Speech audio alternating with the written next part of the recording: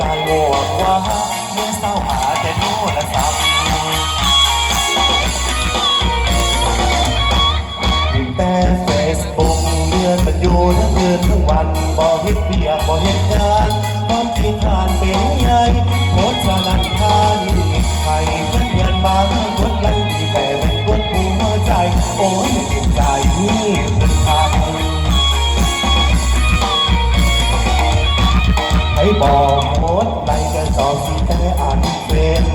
ผู้ใดท้องเป็นมาตอบรับอย่างทันใจต่อสายปักเสียมาฟ้าไปอยู่ไกลๆสาไปลิ้นไปสักก็อยากตายสันแล้วโอ้จนตาบวมเขาสวมจะยังสิกินไปเอินก็บ่ได้ยินยังสิกินบ่ทันแล้วไล่สดทุกงานยังแต่มีการสุ่มแซวสิให้เฮ็ดจังได้แล้วเร็วสิรีบปิดเฟซ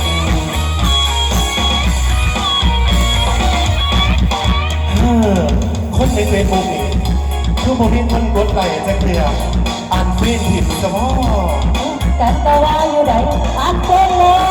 ยขอเสียงตบมือให้ด้านตรงนี้นะเด้อ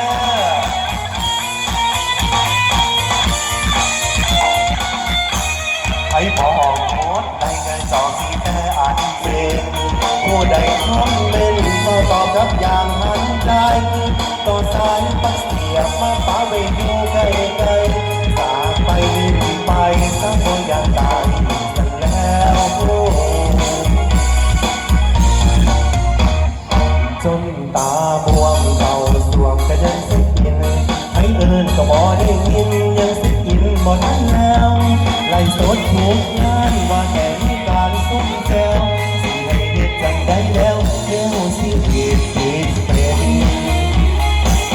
สิให้เฮ็ดจังได้แล้วเดี๋ยวสิผิดเป็นสิให้เฮ็ดจังได้แล้วเดี๋ยวสิผิดเฟซบุ๊ก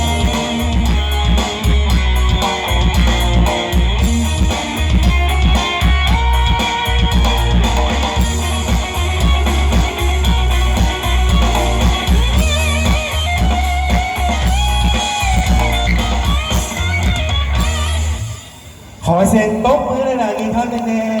เนาะแล้วก็ขอมอบเนาะสำหรับผลงานเพลงนี้ให้กับหลายคนเนาะสำหรับผลงานเพลงอันเพลงนี้ตอนนี้มอบเวทีให้กับพิธีกรต่อเลย